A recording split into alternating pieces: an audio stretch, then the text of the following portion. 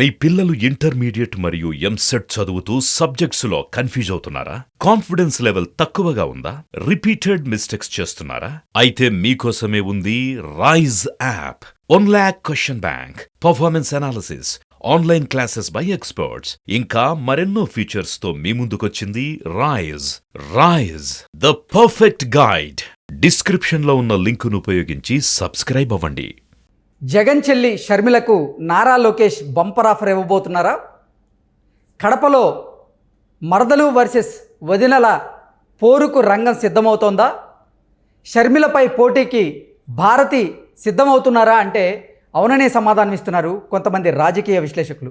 ఇక ఇదే అంశానికి సంబంధించి మనతో మాట్లాడేందుకు ప్రముఖ సీనియర్ జర్నలిస్ట్ దుర్గాకుమార్ గారు మనతో ఉన్నారు. ఆయనతో మాట్లాడదాం. సార్ నమస్తే అండి. నమస్తే కృష్ణ గారు, మన వీక్షకులు కూడా నమస్తే.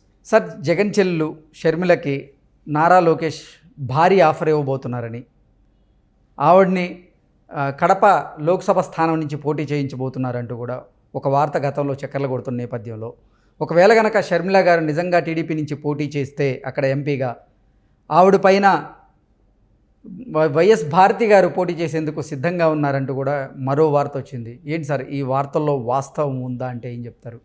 అంటే రెండు ఇది ఊహాజనితమైన ప్రశ్నలే అండి రెండు కూడా. కానీ ఊహాజనితమైనప్పటికీ కూడా కొంతవరకు ఇందులో వాస్తవం కనపడుతుంది. ఎలా అంటే షర్మిల గారు వైఎస్ఆర్సీపీ పార్టీలో అయితే ఉండదు.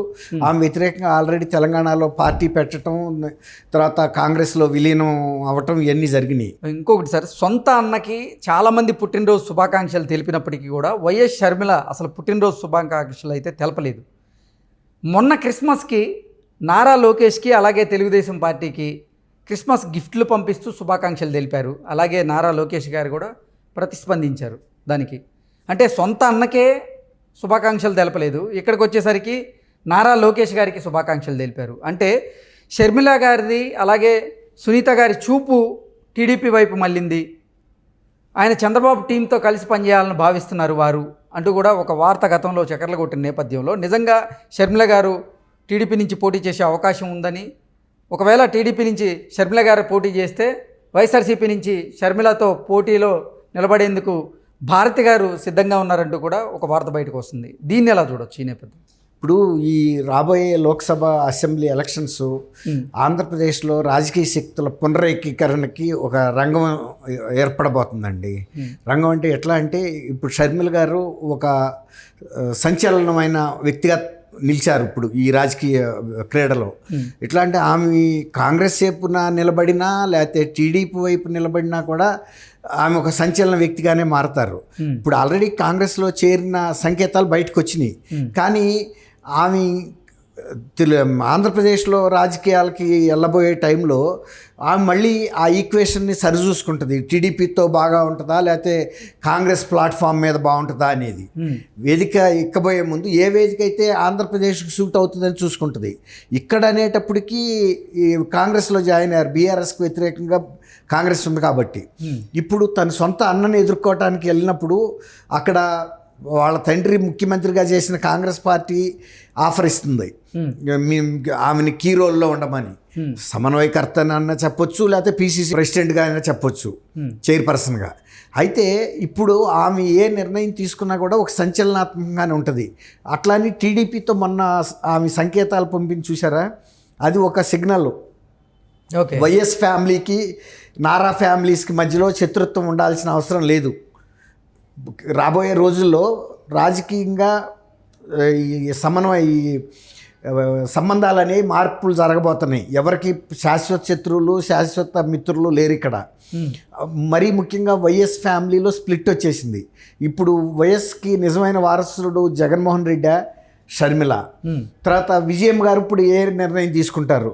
ఎందుకంటే చీఫ్ మినిస్టర్గా ఉన్న కొడుకుని కాదని షర్మిలకి సపోర్ట్ చేస్తారా, లేదు చీఫ్ మినిస్టర్గా నా బిడ్డకి ఒక స్థానం దొరికింది కాబట్టి మళ్ళీ ఇంకోసారి కూడా ఆయనే చీఫ్ మినిస్టర్ అవ్వాలని అట్టుంటుందా అనేది మనకి ఇక్కడ కొంత సందిగ్ధం ఉంది విజయం గారి పాత్ర మీద.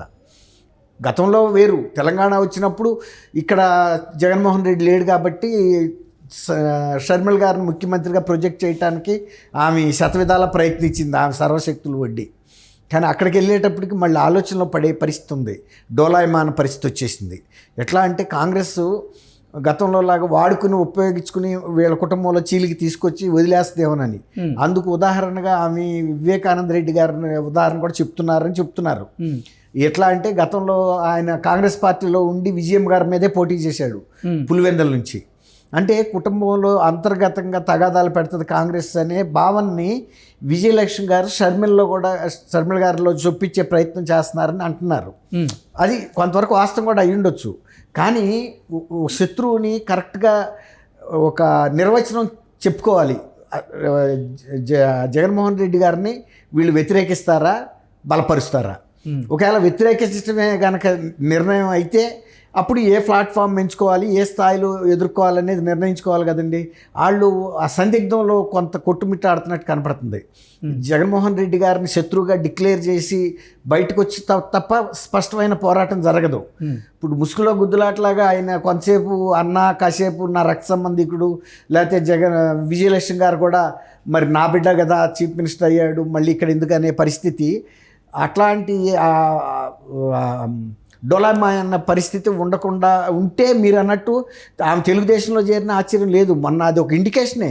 50% ఆమె క్రిస్మస్ శుభాకాంక్షలు బహుమతులు పంపటం అనేది నారా వారి ఫ్యామిలీ అంటే మాది, నేను మా అమ్మ అన్నట్టుగా ఆమె పంపింది. కొత్త నిర్వచనం ఆయన కాదు, డిస్కార్డ్ చేసేసింది. అంటే జగన్మోహన్ రెడ్డి అన్న కాదు, నాకు ఇంకా నారా లోకేష్ అన్న అని భావిస్తుంది షర్మిల అంటూ కూడా కొంతమంది అంటున్నారు, విశ్లేషణ చేస్తున్నారు. అందుకే ఇప్పుడు ఏంటంటే కొత్త నిర్వచనం ప్రకారం మాకు మీకు ఉండాల్సిన అవసరం లేదు, మనం రాబోయే రోజుల్లో మిత్రులుగా కొనసాగుదాము, జగన్మోహన్ రెడ్డికి నాకు ఏం సంబంధం లేదు, జగన్మోహన్ రెడ్డి షర్మిల అనే ఒక సందేశం పంపినట్టుగా మనం భావించాలి శుభాకాంక్షల్ని. లోకేష్ గారు కూడా అదే విధంగా అర్థం చేసుకుని నారా వారి కుటుంబం తరపునే పంపించాడు ఈమెకి ప్రత్యుత్తరం.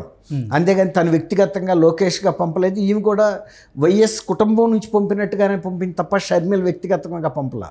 అక్కడ మనం అర్థం చేసుకోవాల్సింది ఏంటంటే బ్రాడ్గా ఒక అవగాహనకు రావడానికి ఈ రెండు కుటుంబాల మధ్యలో ఒక మైత్రి వంతెన వేయటానికి షర్మిల గారు ప్రయత్నిస్తున్నారు. ఓకే, అది అంటే అసలు జగన్మోహన్ రెడ్డికి అలాగే షర్మిలకి మధ్య విభేదాలు రావడానికి కారణం వైఎస్ భారతికి షర్మిలకి అంతగా పొసగడం లేదు, వాళ్ళిద్దరి మధ్య విభేదాలు ఉన్నాయి, అవే జగన్మోహన్ రెడ్డితో విభేదాలకు కారణం అంటూ కూడా గతంలో ఒక వార్త బయటకు వచ్చిన నేపథ్యంలో ఆ ఉద్దేశంతోనే షర్మిల గారు కనుక టీడీపీ నుంచి పోటీ చేస్తే అదే స్థానంలో ఆవిడికి పోటీగా వైఎస్ భారతి గారు నిలబడబోతున్నారా అంటే ఏం చెప్తారు? అసలు వైఎస్ భారతి గారికి షర్మిల గారిది కాదండి ఇక్కడ ఇష్యూ. అంతకన్నా లోతైన అంశాలు ఇక్కడ ఇమిడి ఉన్నాయి. అంతకన్నా ముందు తరాల నుంచి ఇప్పుడు వైఎస్ భాస్కర్ రెడ్డి గారి కుటుంబం వేరు, వైఎస్ వివేకానంద రెడ్డి గారు, రాజశేఖర రెడ్డి గారి కుటుంబం వేరు, వీళ్ళ తల్లులు వేరు. వాళ్ళకి అంతర్గతంగా రాజకీయాల స్పర్ధలు చాలా లోతుగా ఉన్నాయి. అది మనకి కంటికి కనపడినంత లోతుగా ఉన్నాయి. అయితే ఇప్పుడు భారతి గారు వీళ్ళ కుటుంబంలో మనిషి కాదు. వైఎస్ భాస్కర్ రెడ్డి గారికి మేనగోడలు, సొంత మేనగోడలు. వీళ్ళిద్దరి మధ్యలో రెండు ఫ్యామిలీస్ మధ్యలో కోల్డ్ వార్ చాలా కాలంగా జరుగుతుంది. ఆ కోల్డ్ వార్ వల్లే వివేకానంద రెడ్డి గారు హత్య జరిగింది.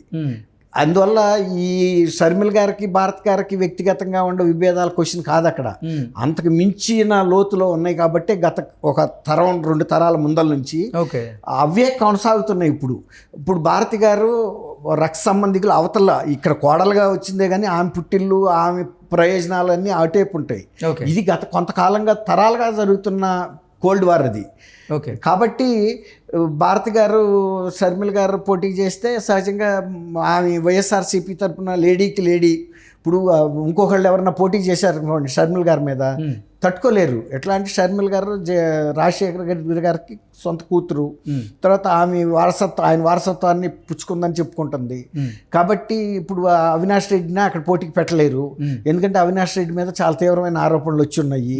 భారతి గారి మీద ఇండైరెక్ట్గా ఆరోపణలు వచ్చినా డైరెక్ట్గా ఆమె పిక్చర్లో లేదు. మహిళ కాబట్టి పోటీకి సమానంగా ఉంటుందనే ఉద్దేశం మీద దింపినా ఆశ్చర్యం లేదు. అది